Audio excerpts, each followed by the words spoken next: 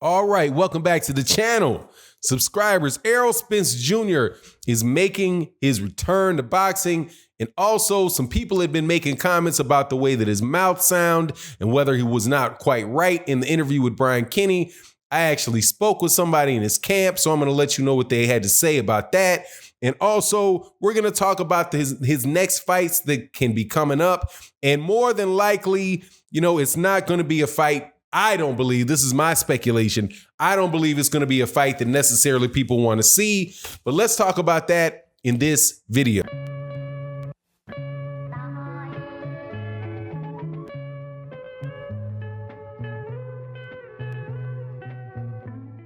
All right, welcome back to the channel, subscribers. If you are not subscribed, please subscribe and hit that bell icon so you can be notified of when we release more videos, and hit the subscribe button because I know y'all watching. Hit the subscribe button. Also, hit the thank you to the people that have joined the channel. There's a button down there to join the channel. We use the proceeds of that to sponsor a boxer out, Marlon So Icy Sims, for this last fight. We're looking for people and him to support in his future fight. So, hey, I really appreciate you guys joining the channel. Also, much love to everybody in the Patreon community. We're really going to, in the year 2020, we're going to really be upping the quality of our Patreon videos.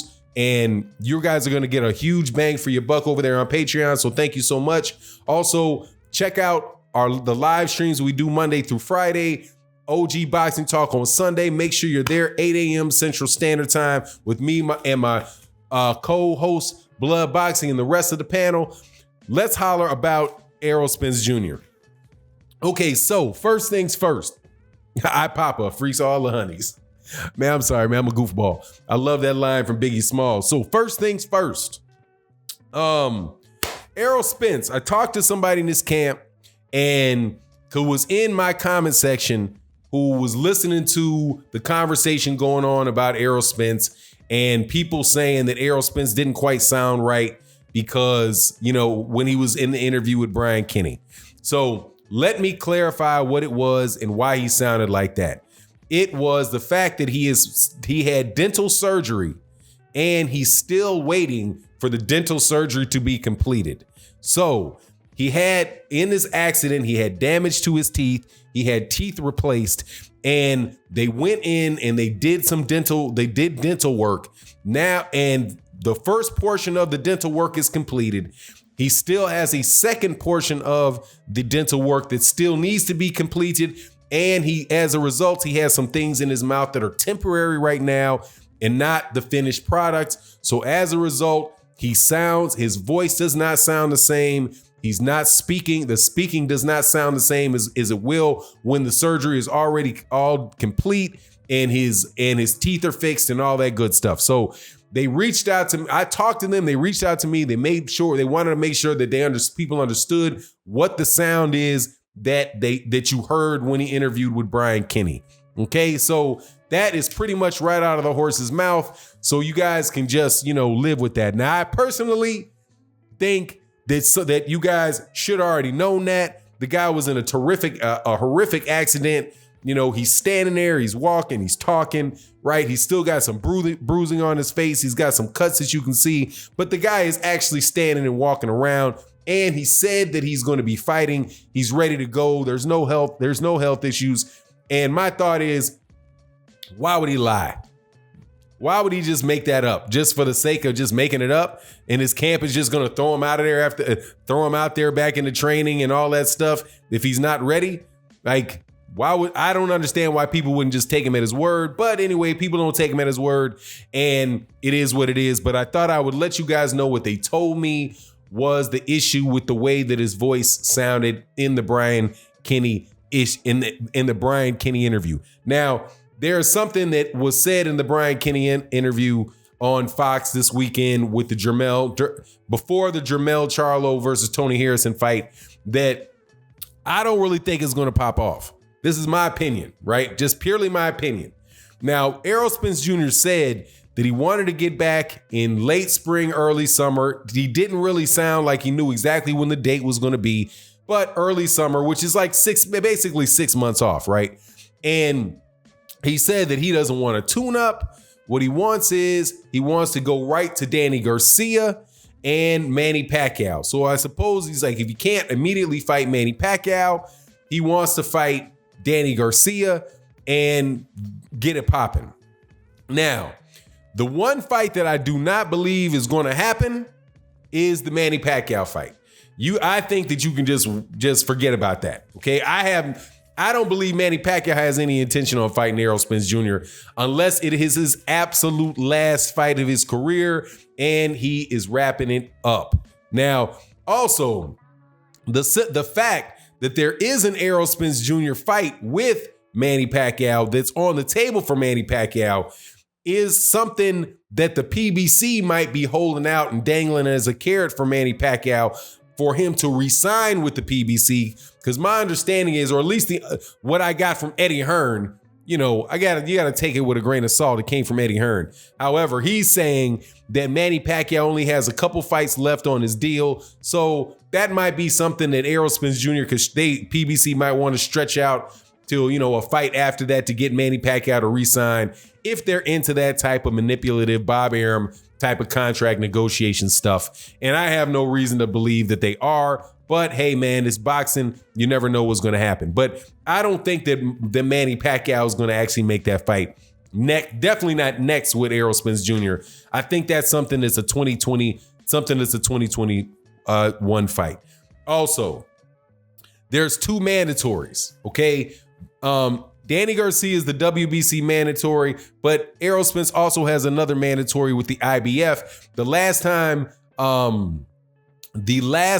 that he defended the IBF, the mandatory position from the IBF, was in 2018 against Carlos Ocampo. It was a one-round knockout with a nasty body shot, got Carlos Ocampo up out of there, and then he moved on to fight Mikey, moved on to fight Sean. But that was a year ago.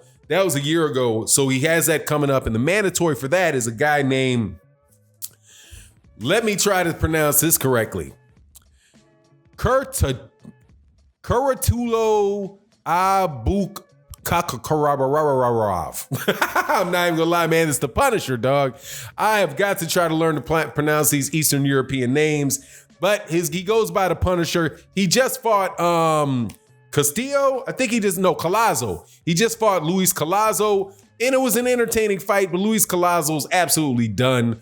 Absolutely done. It's a wrap. He's kind of a quick-handed fighter, doesn't have a lot of power, moves fairly well, will more than likely get absolutely ran over by Errol Spence Jr.